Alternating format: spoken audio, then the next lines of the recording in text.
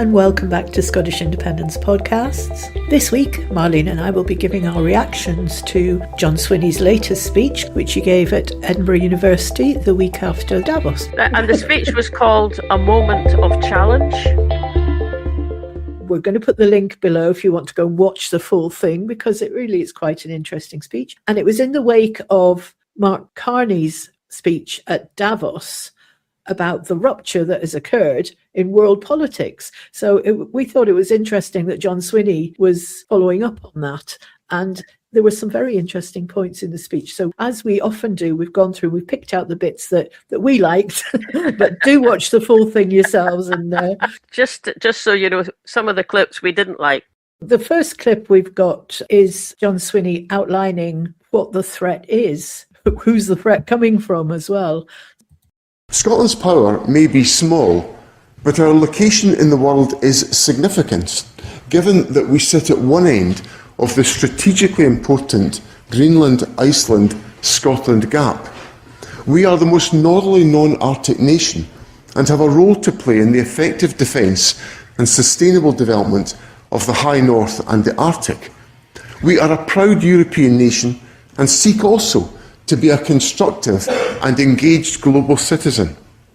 Stop the world, Scotland wants to get on, was not only a political slogan expressed powerfully by Winnie Ewing, who exemplified the outward-looking sentiments that I will talk of today, but it was also a statement of intent. It spoke to who we are and what we want to become. If we could stop the world, perhaps we could also rewind the world, taking us back to before Brexit, in the hope that we could change that particular choice. But of course, we must face the world as it is, and not the world as we wished it could be.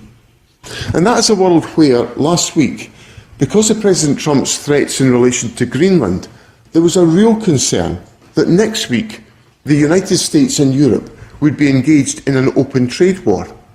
Let us be clear, it is thanks to a resolute response from across Europe, through NATO and the EU, that the threat of tariffs, in effect economic sanctions wielded in order to force through a change in international borders, was removed. It was an unprecedented action by an ally, yes, but one more than matched by something more familiar. We saw a powerful and unified response that produced results, with the nations of Europe standing firm behind fundamental principles of sovereignty and self-determination. On two occasions now, in less than a year, the threat of a transatlantic trade war, with all the damage it would do to jobs, family incomes and the wider economy, has been a real possibility. But it is about more than trade. The foundations upon which we have built so much have been shaken in a way that I never ever thought possible. And yes, cracks have appeared. Cracks that tell us those foundations need urgently to be rethought and renewed. After the turbulence of last week, it is only natural for all of us to feel a profound sense of relief that the worst of our fears did not unfold. It's interesting because listening to it again, that's the second time I've listened to it, and he comes over more kind of forcefully, even statesman-like, than I came away with when I watched the whole of the speech. Do you know what that reminds me of? That reminds me of the conversation that you and I had with Isabel Lindsay and Bill Ramsey recently, when we were talking about the whole Greenland, how Trump's upset things, that Greenland, I want Greenland nonsense. But Isabel said something quite similar to what John Swinney said there about it's a time to rethink. If there's been a rupture, if things have been thrown up in the air a bit, actually, let's not back off that. It's not necessarily a bad thing for us, thinking about Scottish independence. That could be a good thing. And he didn't obviously say that just now, but it's in the same area, isn't it? Very much so. We'll put the link to that episode in the notes as well. It's called On Thin Ice. It's interesting you should say that. I think he is quite forceful in this. And the next clip we're going to come up with, I didn't think he pulled many punches, put it that way, which I quite like. I quite like as well. I wish he'd do that a bit more. Yeah, indeed. This next one is about Well, the difference between the UK and Scotland, and he's quite clear that there is a difference. And I'm very conscious that what is in the national interest of the UK is not always in the national interest of Scotland.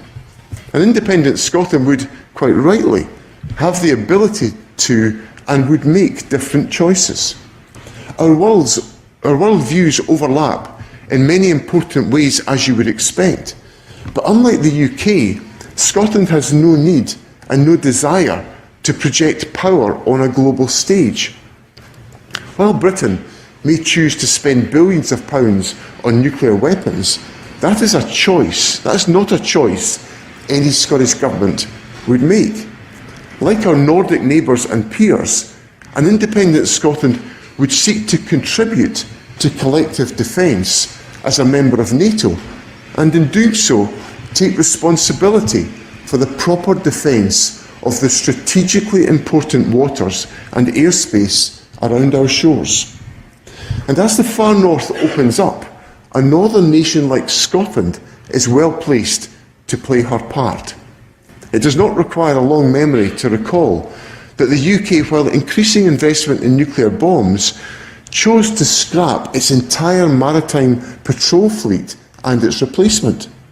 The United Kingdom has chosen not to base a single offshore patrol vessel, frigate or destroyer in Scotland, requiring vessels to be dispatched from the south coast of England when the flagship of the Russian Northern Fleet arrived off Scotland. As the new head of the Secret Intelligence Service, Blaise Messawelli, reflected last month, we are now operating in a space between peace and war. And it's the sort of hybrid war which requires adequate, multi-layered naval capability in Scottish waters to protect our offshore energy assets, to protect our underwater cables, and adequate air defences in Scotland to deal with threats to our airports, as happened across Northern Europe, from drones. An independent Scotland would not leave these gaps. Instead, the UK prioritises weapons that offer nothing in the face of actual day-to-day threats and which do not deserve the description of being independent. Westminster politicians may desire the power to destroy the planet, but for a Scottish government, the priority would be the adequate defence of our waters and our shores. That's very good. Again, isn't it good? And lots of echoes in what he said there. Maybe he watched our On Thin Ice episode, Yes, he did. but there were echoes in Well, there. I mean, we know that Alex Salmond used to watch us, so maybe We do, John's yeah. taken take out of his book. I mean, that point about, they're choosing to invest in pointless weapons because that whole nuclear arsenal, which is not ours, it's not an independent deterrent, as he said there, but also you can never use it. It's just a big stick so somebody else doesn't hit you with their big stick. Actually, I hadn't picked up that the offshore patrol vehicles bit of the Navy had been scrapped. I mean, I know they've put a big order in. Well, it's a joint order, isn't it, with Norway to get patrol vessels? But I mean, that's going to take years to get them built. I think some of them are getting built on the Clyde. Another thing I noticed was that he could have said, well, he did say that they're putting money into weapons that don't meet the current needs, especially of Scotland, but really anywhere. I thought, yeah, and he could have mentioned the new tanks that look like they're going to have to be scrapped, having spent billions on them, because the guys inside are getting ill and, coming out and collapsing on the ground and shaking all over. So they think, okay, maybe he just decided he'd be kind and not mention that. Who fights in tanks nowadays anyway? Well, the war people takes who place. the Russians do still. I mean, actually, the Ukrainians have got our tanks as well. The Russians do, but actually, the Ukrainians can wipe a tank out with, which costs millions, with a little drone that probably cost $1,000. It's not where it's going, is it? It's warfare. No. You can see it from the way that what's happened in Ukraine. The kind of weaponry, and how you use them have really, really changed. I mean, the couple of things that I picked up in that, one was he mentioned cables, which, again, our conversation with Isabel, our defences, things that we need to defend.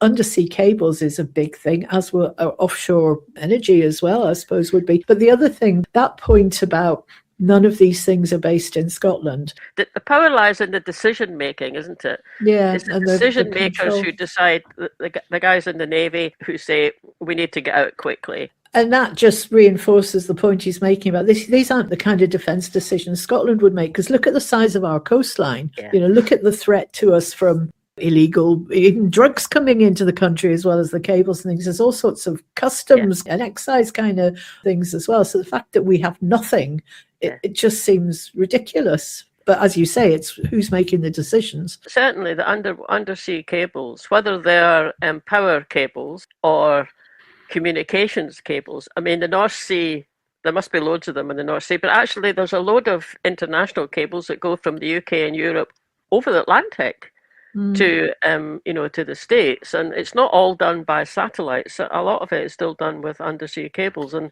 those are vulnerable. Yeah. Okay, well, so far I have to report that I'm feeling a bit more engaged with Mr. Swinney's what he's saying now that I'm hearing it again, than I kind of was when I heard. Maybe I was just having an off morning or something, but or maybe it's because we've just picked out the juicy bits. There was quite a bit of fluff, as what I would describe as fluff. So the next juicy bit that I've come to, he had a real dig at Rachel Reeves, which always gets in brownie points in our book. In the midst of last week's events, the Chancellor Rachel Reeves made the comment in Davos that Britain will not be buffeted around. But as Mark Carney's Davos speech so eloquently analysed, that is exactly the fate that awaits those who fail to see and fail to prepare for the new reality that confronts us. Right now, Britain's place in the world, Britain's choices, leave Scotland more vulnerable. Because of Brexit, Britain is diminished. Because of Brexit, being buffeted around is exactly Britain's fate. An insular attitude has separated us from our nearest neighbours, leaving us unnecessarily and dangerously exposed. A return to the EU should not be seen merely as a knee-jerk response to the current context. This year marks 10 years since the Brexit referendum, and year on year the scale of the Brexit disaster becomes more apparent. Bit by bit, Britain is being broken by a Brexit that has left families worse off, that has meant less money available to invest in public services like the NHS. The price we are paying is real, the damage accumulating. We are poorer outside the EU. We are less safe outside the EU. While the improvement in the EU's relations with the UK is welcome, a response that is nothing more than closer alignment or a mere reset of relationships or even a new customs union, but not the customs union, is no way sufficient. Not for the first time, the people are way ahead of the politicians on this simple truth, on this reading of our new reality. Polling in both Scotland and across the UK points to that fact. But the truth is that a Westminster that too willingly dances to the tune of the very forces that extracted us from the EU is not capable of taking Britain back into Europe. And so Scotland does face a choice. That's just excellent. It's quite to the point, wasn't he? It is. It's just excellent and quite forceful. And there was one or two things. One was, okay, so one of the previous clips, there was certainly an assumption that Scotland would be part of NATO. And of course, that is now. It wasn't SNP policy for a long time, but it was changed some years back. And when he said it, I did think, yeah, he'll get pushed back over that. Not everyone in Scotland's going to want to join NATO. Although, actually, given the situation with Russia and given that, gosh, Finland and Sweden joined in, especially Sweden, long-term neutral, country, and then Sweden, I think that kind of moves the dial a bit on what would be in Scotland's best interest. Yeah. So there was that bit. And now he's talking about the EU. And again, he'll get pushback on that from, people who don't see that as the way forward. However, the polling in Scotland, I think, is about 70% in favour of rejoining the EU. But the thing that he touched on this earlier on in the talk. He referred to Neil MacCormick. But some time ago, there was a paper. I'm not sure if it's a paper or a book. But it's called Beyond the Sovereign State. And Mr. Swinney kind of, just picked up some idea. He didn't go into a lot of detail, but he picked up some ideas there. And I was taken with that because, I mean, you and I know, Fiona, within the Yes movement, there's a lot said about sovereignty of the people. Absolutely fair enough. Scotland be a sovereign state. And then you get, well, why would we give up our sovereignty by moving back into the EU? Why leave one union and join another union? Now, there's lots of ways in which you can refute that because you're comparing apples and pears, not the same thing. But there is something about sovereignty and what that means. And the bits that he quoted from Neil MacCormick actually made me think I might go and see if I can get hold of that book or get the source of it. Because he's talking about it going beyond the sovereign state. And the basic question is, okay, yes, of course, you know, a country is sovereign. Every country is.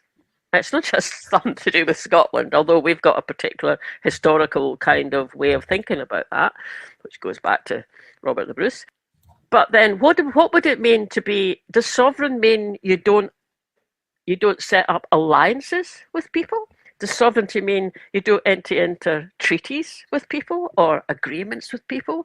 Of course, it doesn't mean that. No, it means the opposite. It means you can. You've got. Yes, it means you can. Exactly. It means you can. We would be able to in ways that we're not at the moment because we're part of the UK and they don't want to do that, right? Yeah. But there's something about. I think he pulled out a just really interesting way of getting out of that either or mindset that I'm afraid you do see it in the Yes movement. You do. I don't think you really hear it from the unionists, but then they kind of don't have many arguments anyway. No. Guys, we can't give you the whole speech, otherwise it would just be the whole speech. But go and watch this bit because he does go into how about power, sovereignty and power and the limits of power.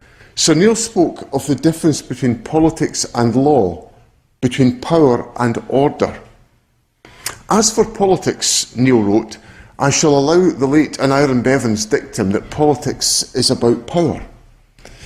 More exactly, politics is essentially concerned with the power of decision-making in human communities on matters of communal interest or importance, with competition for that power and with its exercise. As for law, the essence is not power, but normative order. Wherever there is law, there is normative order. Wherever there is normative order institutionalised, there is law. Power does need to be limits. I mean, look at what's happening in the States just now. I mean, Congress doesn't seem interested in limiting Trump's power, but it's meant to. That's the whole thing about the balances. And he talks quite a lot about that and how one of the things that limits power is law and order. And those are embedded in things like European Human Rights Convention and how the EU countries, what they agree to accept about how they'll treat each other and talk to each other. And it's just fascinating. It's a much more nuanced way of thinking about sovereignty, its benefits, and how you can move beyond it for even more benefits. Right. So this is where he starts talking about solutions to all the issues he's just outlined. The answer, however, is not to abandon hope or retreat behind our own walls. It is not to let institutions crumble, but to be the voices arguing for their value and, where necessary, their modernisation and their reform. In a changing world, with new challenges emerging, from climate change to questions around the role of AI, we need an international system with the confidence and the flexibility to adapt and evolve. And that is where organisations like the Scottish Council on Global Affairs have such an important part to play, so that Scotland's distinctive perspective, Scotland's particular needs and interests are part of these very necessary global conversations. Some will argue that Scotland should let the UK speak on matters of world affairs. I say that Scotland should make her voice heard. We must not give up on cooperation, but be smart about it. Because even amidst the shifting sands of the current global order, collective action works. We saw European coordination and leadership in response to provocations around Greenland, and we continue to see it in response to Russian aggression, especially in relation to Ukraine. For Scotland, regional cooperation is vital. That includes cooperation on these isles. Whatever Scotland's constitutional future, England, Wales, Northern Ireland and the Republic of Ireland will form a distinct family of nations. It is cooperation across the North Sea on energy, for example, with Scotland well placed to contribute to Europe-wide efforts to ensure both energy transition and energy independence. It is cooperation to our north as a focused and reliable partner in NATO's defence of the High North and Arctic. And most importantly, it is cooperation at a European level as part of the EU, because have no doubt, countries in a regional bloc of the size and significance of the EU can achieve the same advantages of reach and scale as any superpower. That's very good. Yeah, that is very good, and it kind of does hark back to what I was saying about, Yes.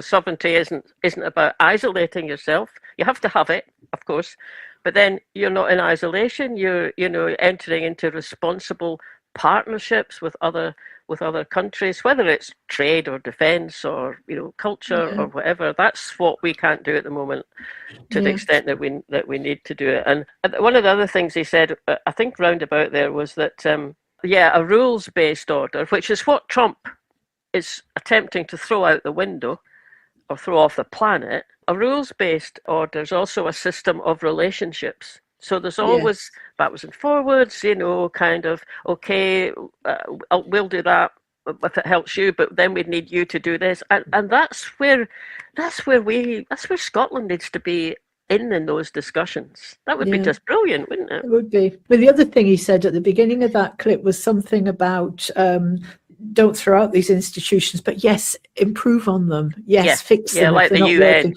And I think the UN was one he'd given us the example. I have not heard of the Scottish Council of Global Affairs, though. I haven't. I did wonder if it might have been connected with Edinburgh University since he's there, but we should find out about that. We'll have a look and we'll put a link. As you'll realise by now, folks, this is our strategy. Anytime we come across something on a podcast that we actually don't know about it, we'll put in a link. For me, the European Union has always offered an inspirational model for the peaceful coexistence of states, an aspirational model of partnership designed to deliver prosperity and security, to foster friendship with powers shared through key principles such as subsidiarity and solidarity. It provided us with a means to be good citizens globally, regionally, locally. To leave the EU was a fundamental error.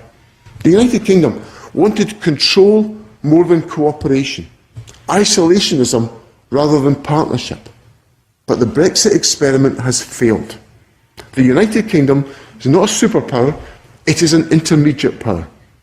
One, yes, with an advanced economy and significant military, intelligence and diplomatic assets behind it, but an intermediate power nonetheless. As a result, Brexit has been and will continue to be an unmitigated economic, political and societal disaster. It has served only to weaken Britain's standing and influence on the world stage. It has served only to decrease people's standard of living here at home.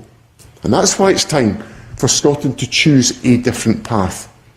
With the world changing rapidly around us, the most prosperous future, the most secure future, is as a member state of the European Union. Of that, I have no doubt.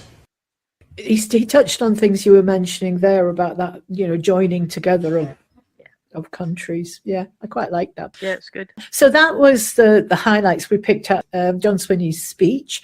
I thought it was a good speech from him, actually. I thought also, I don't know if it was because he was in a university, I thought he was quite eloquent, and he was sort of using language that maybe is a little bit more flowery than you normally get from him in Parliament. Maybe that was rising to the occasion, or maybe someone wrote it for him, I don't know.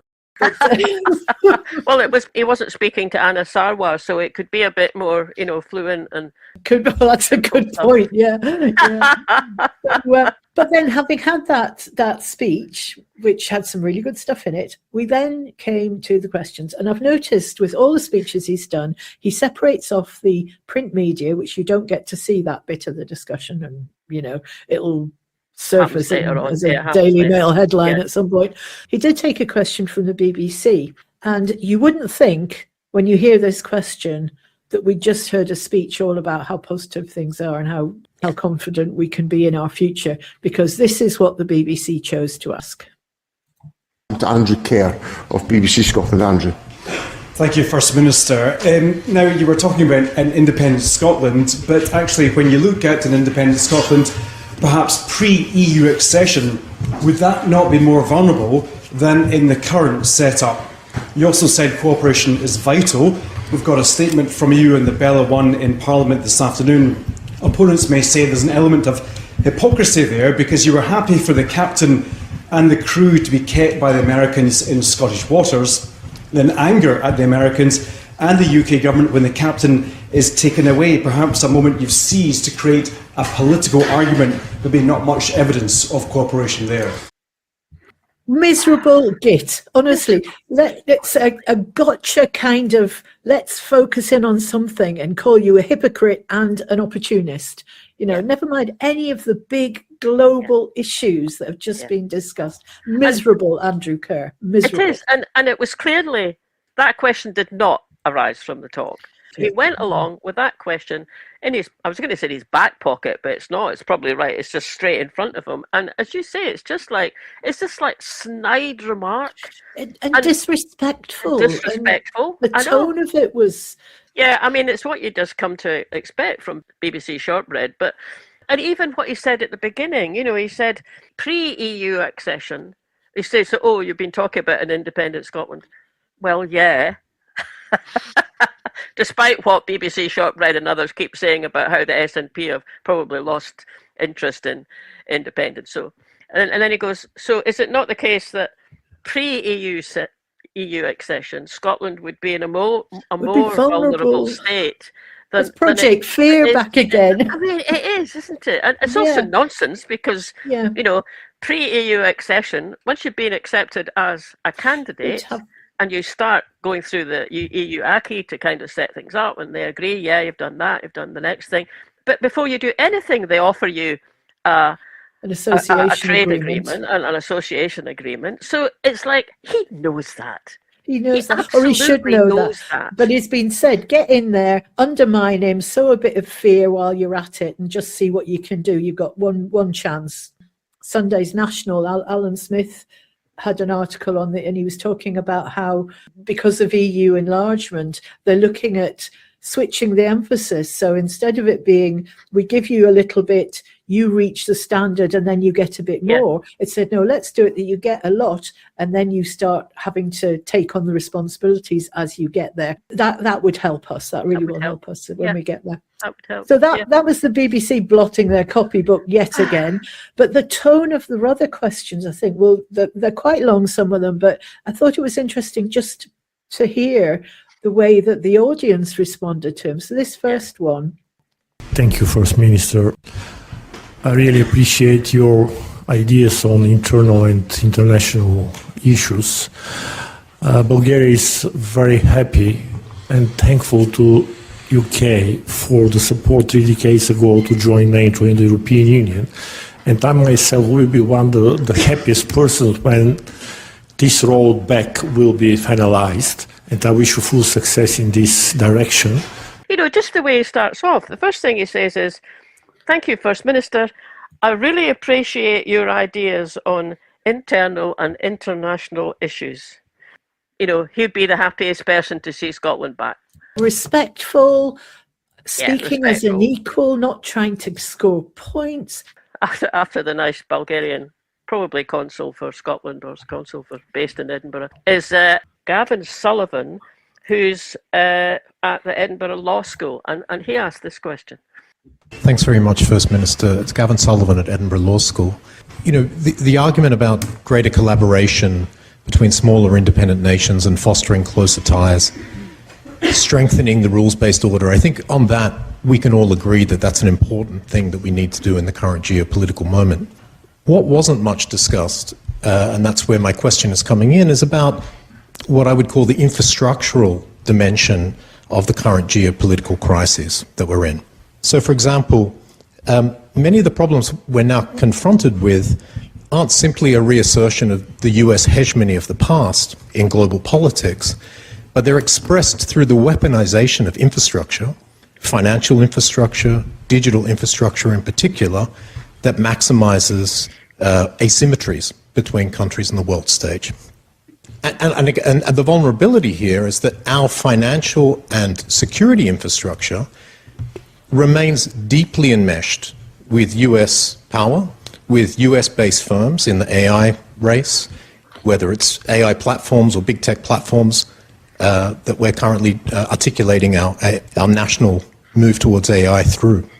So what kind of infrastructural initiatives and developments can we do to maximize our independence, to complement the security and economic vision which you launched today? Because the fear, of course, is that if we don't articulate it, and if we simply double down on the importance of multilateralism and closer ties, we miss the critical ways through which infrastructural control is being practiced in the present. It's a very intelligent question. It is. And I think it's interesting that you probably did the same as me. When I hear infrastructural kind of aspects, my ears prick up and I go, well, yeah, because so much of our infrastructure in Scotland, I mean, to be fair, in the whole of the UK, but in Scotland, is owned by private companies, private individuals. They're not owned by us, they're not owned by the Scottish government. So my ears prick up but at that. But also, you know, he said, okay, on the one hand, you can talk about multilateralism and cooperating, but if you do that too much, then maybe you miss the chance to think, hang on, we're dependent on somebody else's communication system, an American company that runs Zoom.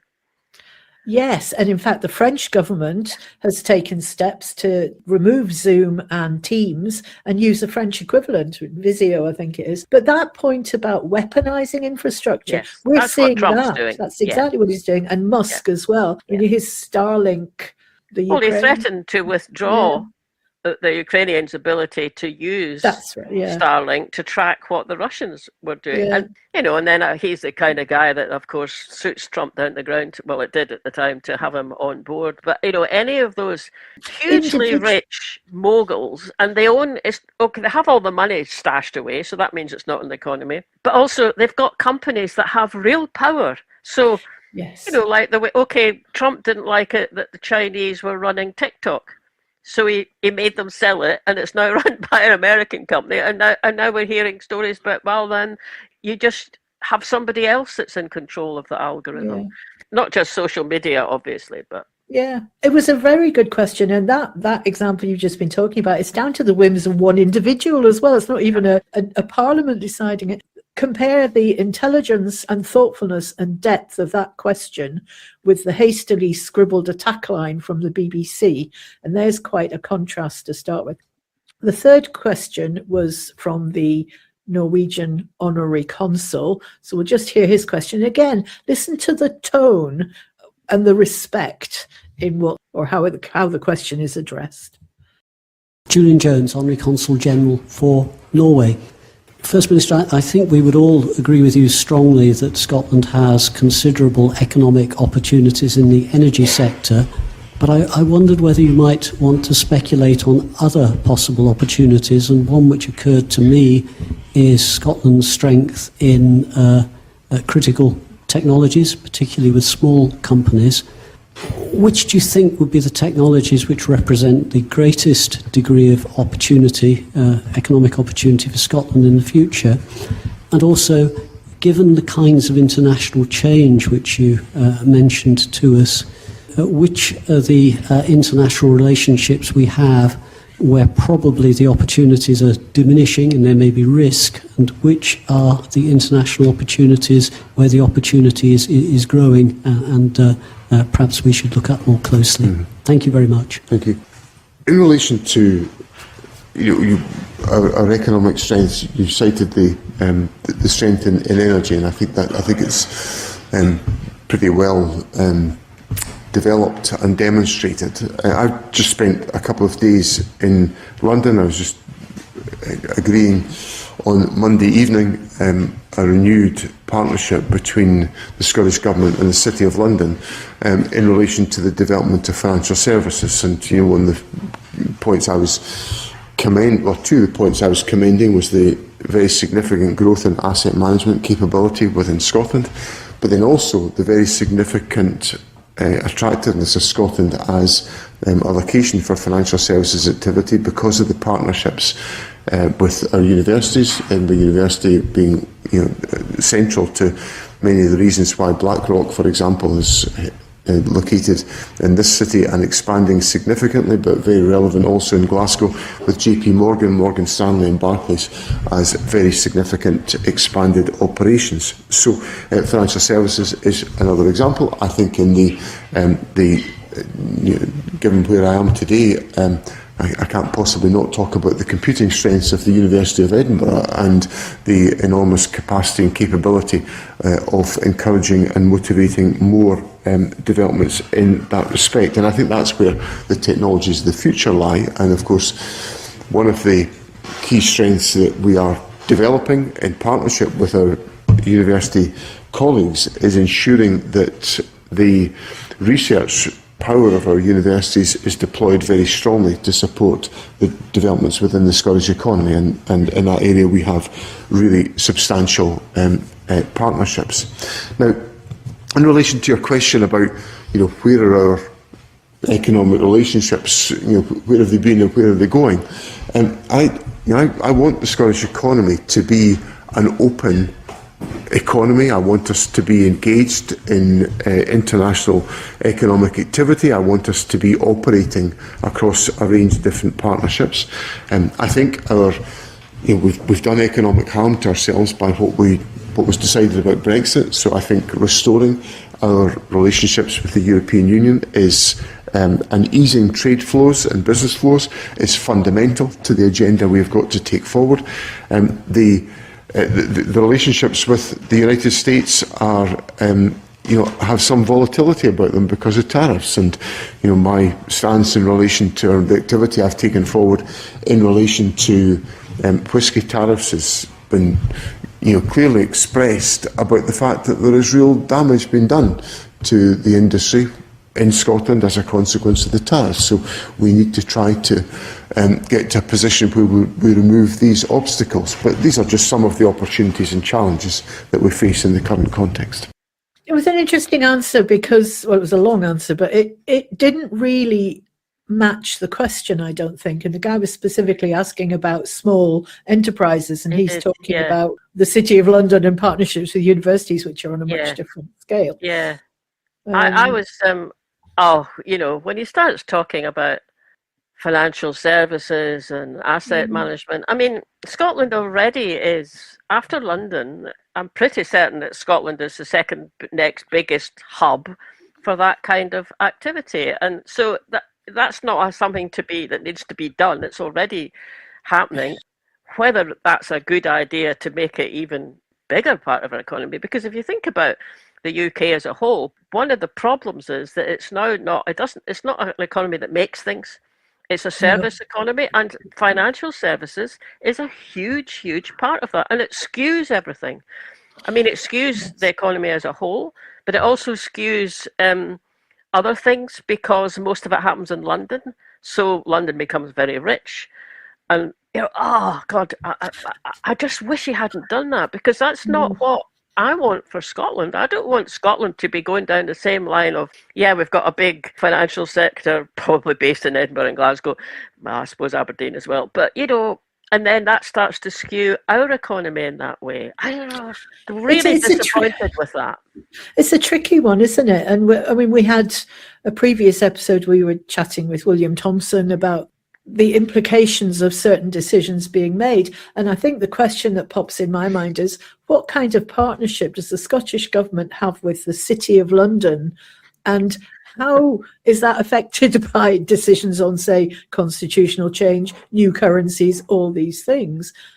And we know there are financial centres dealing with a range of different currencies, so I don't think that's a game changer. But being integrated in that way, is that actually creating things that we're then going to have to unpick later on? Don't know, just don't know. And the thing about asset management, that is now drilled into me, having been to a couple of Scottish Currency Group conferences and speaking to William. This foreign direct investment and assets that mean profit flows out of Scotland and not into our communities and into our own economy is a real fear that I have, actually. And it's something that I think I would like more transparency from, not using that as a a good answer. I mean, the other thing is that struck me, there was a question from Gavin Sullivan, the one about infrastructure and infrastructure that's controlled by other countries, but maybe even just big companies or one person who's based somewhere else who can sometimes act on a whim even. So there was that question about it not becoming too caught up in that. How do you avoid that? How do you maintain your own independence within that? And then we get this question, which was a good question from the Norwegian guy.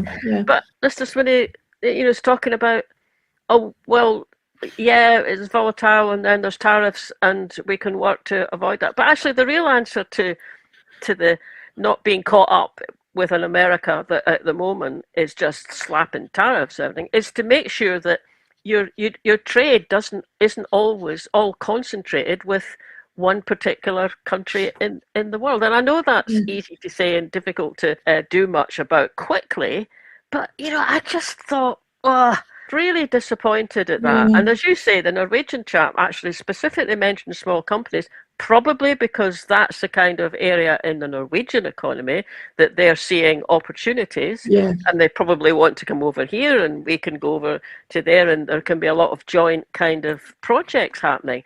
So I'm a bit that point you made. Actually, that answer just I was a bit scunnered about, and that point you made was a really good one just now about the UK doesn't make things anymore, so financial services is huge, but Scotland makes things. You look at our satellites. We've got the huge part of the satellite market. Look at the technology that's tied in with renewables and batteries and heat exchangers and getting energy out of the Clyde and all this kind of research.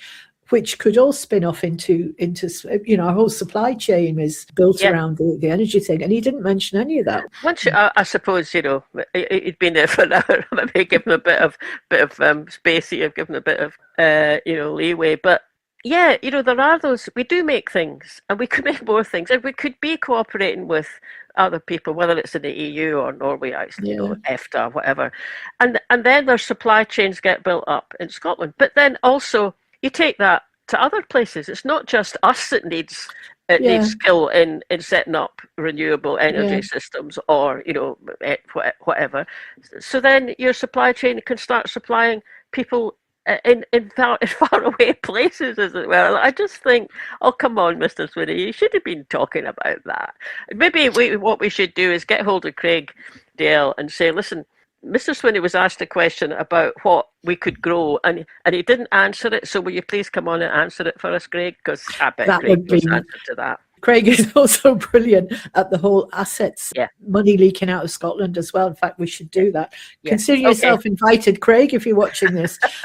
Have we got any more, or is that us at the end? Well, there was a question which was a very good one to do with migration, but I wonder if we'll maybe keep that for our refugee episode. Oh, yeah, okay. It was a good question, but it was a long question, wasn't it? We could do it justice elsewhere, I think. Yeah, we've got an episode coming up talking about migration and refugees with someone from Refugee, so we'll save that question for that. There was also one about education, Erasmus, that kind of thing, which again was a positively phrased one. And then the last question was about, the EU's all very well, but what about other countries that we like Canada? And of course, the answer there was, yes, of course, we'll play with anybody who shares our values. But very, very positive questions, all of them. Yeah, and although you and I kind of got scunnered by that last one, But I hope we've explained to people just why we're scunnered, and it's kind of just justifiable scunneredness, I think. Justifiable scunnery, yes. But, Scunnery, scunnery. Is that a word? No, it is now. It's definitely a word now. Scunnery. So anyway, that's the bits we've picked out, that speech. Watch it yourself. I'm sure there'll be other things you'll watch. If Mr. Swinney wants to come back to us and say, well, this is what I really meant, feel free. And hopefully you've enjoyed that. One thing I do notice with these speeches, this is the third now, if it wasn't for us going hunting for them and finding them, this one happens to be on YouTube. I think also you can get it from the ScotGov website. Was it covered on mainstream media? I very much doubt it. No, it's not shortbread enough. It's not shortbread enough. And also it's some people saying positive things about Scotland, you know, and treating the First Minister of Scotland as if he's a reasonable person who deserves respect for the office he holds. Last thing, there was mention of the Scottish Council on Global Affairs. Oh, yes. So while you were saying something, I was Googling, and you can find that on their website. It looks pretty good, actually. It's just scga.scot. And the first thing you see is a paper that they've just brought out, which is Scottish Council on Global Affairs, State of the World. That's what it's called, the paper. Perspectives from Scotland on Global Changes. It's Scottish universities working together in this affairs. I think it was set up by Edinburgh, Glasgow, and St Andrews universities when it first. But there's other universities involved in it now, so that's worthwhile having a wee look at. That sounds really interesting. Well, we'll put the link to that in our notes as well. Now we found it, and yes, we should come back to it because that does sound interesting. That's it for us, and we'll see you next time. Yep. Bye. Bye. Thanks for listening, everybody. Hope you enjoyed that. Don't forget to subscribe to us wherever you get your podcasts. And if you're listening on YouTube, you can click the little bell and you get a reminder whenever we put out a new episode, which is every Friday. And sign up for our mailing list. You can do that from the website. And we always send one out at the beginning of each month to tell you what's happening. Last but not least, you can buy us a coffee on coffee.com. And we'll catch you later. Bye now.